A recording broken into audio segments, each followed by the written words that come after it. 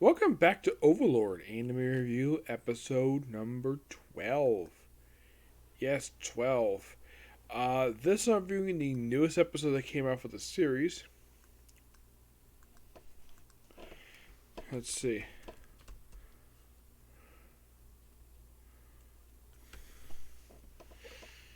Which is called. Let's see if I can get the thing here. Here we go. Oh, I didn't put the name of the title there. Let me find it here. In Pursuit of the Land of Dwarves. Yes, that's the name of this episode. It's the 44th episode of the series, and this is something quite unique about this episode. Okay, now this episode, I kind of predicted that this one, now I saw from an image online, that this is the very episode that would finish up adapting book 10. That part was definitely true on that part. Yes, it did. That book was definitely finished up, where it adapted pretty much the whole entire epilogue. No change, nothing. I was like, wow, they kept pretty much the whole thing in. Not really much big change there. Not really, no. So, they adapt from the epilogue of book 10, and they skip over. Now, they go on to book 11. Here's something you think about this. They skip over the prelude, and they skip the first two parts of chapter 1. And then, from the third part of chapter 1, they go through pretty much almost the entirety of chapter 2, except there are portions cut out here, probably due to time. So, the episode starts off where we see Demiurge. Yes, from his perspective, like, wow. It has been 5 episodes since we've seen him last. I don't think he's been seeing this series since the end of the previous season of the show, where he's like walking through the hallways. By the way, this is in Nazari. Yes, the base operations that they had. This episode here is noteworthy for the first return of Demiurge, but the return of Nazarick. Yes, first time since the end of season 3. You could probably think, wait, did the anime forget that they have Nazarick here? Well, apparently they didn't, because the Great Tube Nazarick is here, and you have Albedo in Ainz' office, while his previous office, anyways, because he has a current office in the Irantel capital. So they chat for a bit. They bring out the events of the previous couple episodes of the series. Actually, past 3 episodes. The one where Albedo visited the Riesa's kingdom, and the past 2 episodes where Ainz visited the Byzantine Empire. So, good thing they referenced that there. And they mention he's off again visiting the Dwarves. And they basically discuss the potential application for the subject state thing. Excuse me, for the Byzantine Empire. And, well, of course, they looked at them, and of course, we had a little bit of dialogue here where Demiurge is basically very well trusted. Ainz does trust him, which he's a bit surprised about. And it's a really good scene here. And can you believe this whole opening scene is from the epilogue of book 10? Yes. And then we cut straight to the Lizardman Village. No, seriously, we cut straight to here. Which you're like, really? Yeah, this is from basically part 3 of chapter 1. The prologue, skipped. The first 2 parts, skipped. It's like we go from there, we go straight to the Lizardman Village. Which, from this perspective, this village, this actually, I believe, is the first time since the previous season of the show. I believe, from what I remember correctly, I think this is the first time since the episodes adapted to book 7. This is the first time Elizabeth has been seen, so it's been quite a while since it's been seen last. And we see General Shasha, we see him and his wife crush Lulu and their baby. Of course, I mentioned he really wants a baby himself. And of course, you have Zurge, who's the alligator lizard man, who, by the way, in the anime is voiced by the guy who voices Mr. Satan from Dragon Ball Z. Yep, that very same guy. That's who voiced him in the dub. So, they mentioned that they're going to the Dwarf Kingdom. And, of course, Kokaitis basically recommends him because he basically has been there. And, well, and he asked him a very good question. Like, are you planning to make friendly relations with the Dwarf Kingdom? And, of course, Kokaitis, like in the book, the line of Kokaitis' dialogue is straight from the book. There's a small bit cut out here, probably due to race along here, where I think he's been insulting toward Ainz, but of course he does appreciate his loyalty, but just calm down. He just basically asks a good question, like, "Yep." And of course, he thinks he's being, well, since one of his own people being disrespectful to Ainz, he recommends Ainz to sit on him. Yes, seriously. Just like in the second season of the show. Yeah, and he mentioned, oh yeah, Shalta here, you do Shalta here. Now here's the thing. Cocytus can basically hold up Ainz no problem. Because he's a very strong warrior. Shalta here, the reason why she can handle his strength, because she's a freaking vampire. Vampires got super strength. Albedo cannot hold it up at all because she's a succubus, and Ainz might accidentally kill her, so no. I highly doubt that would happen. And of course, he asked the obvious question, who's better seat, Shaltier or myself? By the way, Shaltier is there with Aura, which they do have a flashback here, which I think was actually from the part they cut here, where basically Ainz' office in Rianstown, which actually is the first time that the office has been seen in the show. Well, particularly in this season, only the second time you see the office. I believe the last time they was seen, like if you watch over the course of these previous episodes, first time season episode 1, it's brief, or basically is told that Shaltier just brought along because she's the strongest one of the floor guardians, despite the fact that it probably goes to Cocytus. Because Cocytus, well. Now in the book, the way he talks, I should point out though, they capitalize every letter he says. No, seriously, that's what he does. And I do appreciate they change up the way they speak. They have him speak because here's the thing. In the some of the stuff I have seen with him, he speaks very slowly, putting out every word as slow as possible.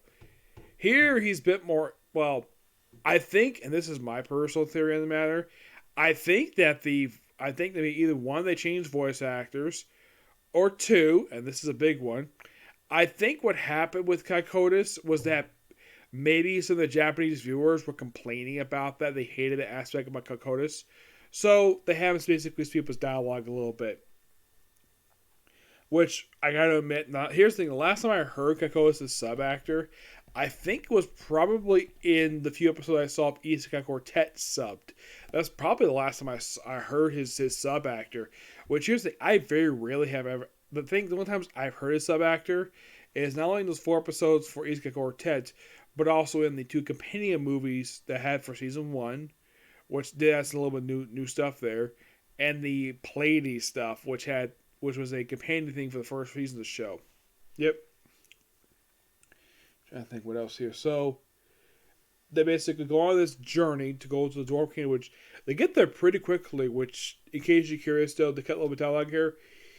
Yes, and then of course they cut like lobo stuff here. They have Ainz out of nowhere basically using Crate Fortress, which he does use in the book. The fortress basically is a giant tower, which this place is huge on the inside. Now there is a scene that they cut from here. There's actually a little bit of time they cut from here, which would have been interesting to explore in the anime, where the thing with this tower is it's kind of like a mobile version of Nazarick because there's many floors. This place, there's rooms. They do mention Ainz stays on one of the floors. That and Shaltier and Aura, they stay on the same floor as him. The brides, which they're here. Yes, the vampire brides are actually in this scene, which they cut out of the anime for some reason. I'm not sure why they cut out the brides for, because it would be interesting to see them, because this would be the first the vampire brides have been seen since season 1 of the show. But nope, they cut them out, and they give them go in the room, and then they're not really mentioned much after that. And of course, show up Ainz' room very briefly. I'd say briefly, like no less than about 30 seconds, and then they go straight to the Dwarven Kingdom. Well, one of the cities anyways. Which I'm like, really, Madhouse? Really? You show off this awesome room, this really good job with the animation for this thing, very gorgeous room, and you cut to Dwarfville like right after that. Like you can easily tell that there was something cut here. Now, I don't know if this is basically the production team trying to rush this particular stuff, because I think they're rushing with this episode. Because here's the thing: with the first episodes, they did a really good job keeping a lot of stuff in. This episode felt as though they're rushing it a bit. Yes, it feels like they're rushing when it comes to adapting book 11. Though, I hope as an apology for the very next season of the show, they actually, well, actually, next episode, they actually adapt this stuff they freaking skipped. Yes. So, they cut straight to the Dwarf Kingdom. Well, one of the cities that the Lizard Man went to. Now, they cut out the fact was actually here 5 years part of the series. And then we have these Hanzos. Now, in case you're curious, though, are these from the book? Yes, they are. Do they spring out of nowhere like they do in the book? Yes. I'm not surprised. In fact, Ainz has got these ninjas working for him. I'm sure at some point he created them. I'm not sure when, but the Hanzo's probably named after basically the Hanzo the Ninja. Interesting to see ninjas in a now. In case you're curious, though, it comes to Isekai. This is the second anime this year where I've seen ninjas appear in an Isekai series, because we just had Skeleton in our world that had ninjas in it, and now we have this one of ninjas. And look at the city. City's abandoned. What's the reason why they're abandoned? Well, they explain a little bit later. And then we have this dwarf, the first dwarf we actually see in the entire series. One dwarf. I think his name is Firebeard, I believe his name is. Where he's like mining there. He's like the only person here. And Aura is the first person to approach him. He instantly recognizes their species as being a dark elf. Which, that's indeed true. Of course, not the only anime I've seen in the last several years where it features dark elves. So, of course, he thinks Aura is a child, despite the fact she's 75. Yes. But here's the thing. He does not know this is a girl. He does not know because it's a girl wearing guy's clothing. This is interesting, though, because her brother dresses like a girl. Because their creator, Bukimunkachunga, had them as cross-dressers. And Shaltair, and they do bring up in the anime of how their creators are siblings. Something that was very rarely brought up in the previous show season of the show. Here they bring it up like, oh, Bukimunkachunga and Papachino are in fact brother and sister. And they do mention here that Bukimunkachunga is the older sibling to the brother, which is interesting to say the least. So they bring up the fact Shaltair is like a big sister to Aura, which is interesting because their creators are siblings. So there's that. So they chat for a bit, and then Ein shows up. Of course, I'm so much like the macerations. I mean, of course, also Aura kind of actually was real a little bit later that Aura kind of fooled. Actually, no, Aura. It was Shaltair fooled basically the creature of probably a minute, thinking that Ein was her servant. That's why I think it's actually her master. Which I thought was so funny. So, then of course the Hanzo come across, oh, we have these mysterious wolf creatures show up in this anime. Yes, seriously. And do they pop up randomly in the book like in the anime? Yes, kind of, mostly. So, these creatures are the reason why the Dwarves banned in the city a few years prior to this series. So, and then it's revealed after capturing all of them alive. By the way, we actually have Shaltair in her armor form. And apparently the same weapon that she had back in season 1. And of course there's mentions of what happened with that, where she's basically trying to make up for failing Ainz in the first season of the show, which is interesting to say the least.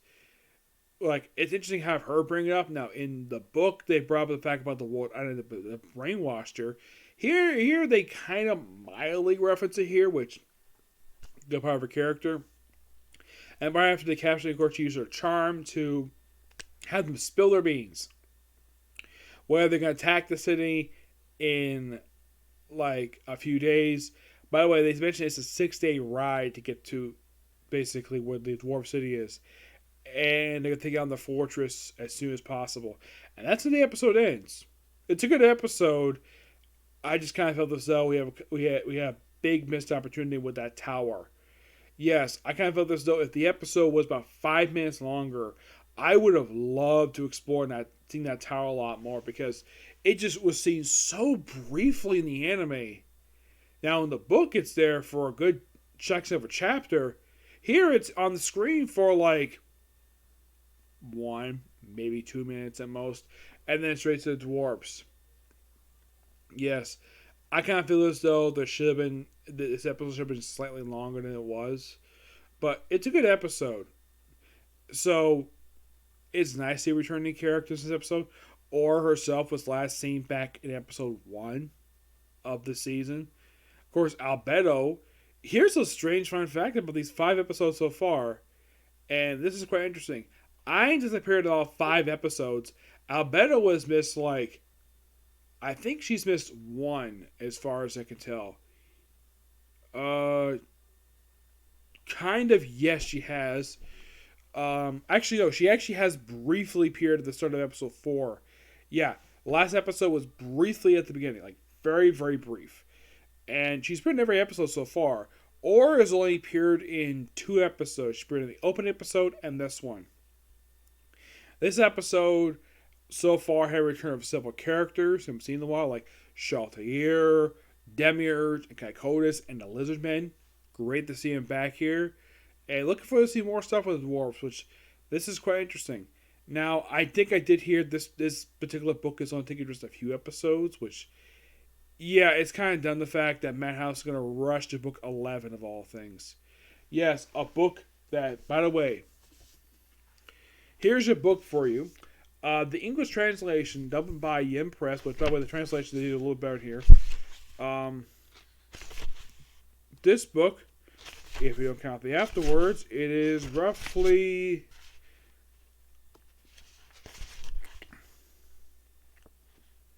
Oh, here it is. Gundle Firebeard. That's him right there. This was the episode with his debut appearance. Along with these grotesque creatures, which I refer to as like wolfmen. Yeah, they make a debut in this episode too. Okay, so this book is roughly 315 pages so far. And only like, basically, if you think about it, like, I'd say about this portion of the book was covered, but there was stuff was skipped. Oh, in case you're curious though, was there any like paintings shown in the anime that were basically adapted straight for the anime? Well, I know that this one was right here. Yeah. Let's see if I can get past that little red page there. Thank you. Yeah. This was shown in the anime. Yeah, they put this in the anime along with this. Yes. Actually, that might be there for a future episode, but yeah, this particular... I love the fact that Soban's illustrations get used in the anime, which I think is fantastic. They also have Ainz appear in the closing credits. I'm sure Soban himself must have got a good penny for... now, in case you're curious, though, was there any of the cover chapter pages was aside from that one was now you also have this is kind of adapted here. Did the first chapter that have a color page? I don't think it did. Actually, it did. But yeah, there's your color image for you. Yep. So yeah, that's it for particular view. Stay tuned for my comic corner, which I'll do next. Okay, next video. Bye.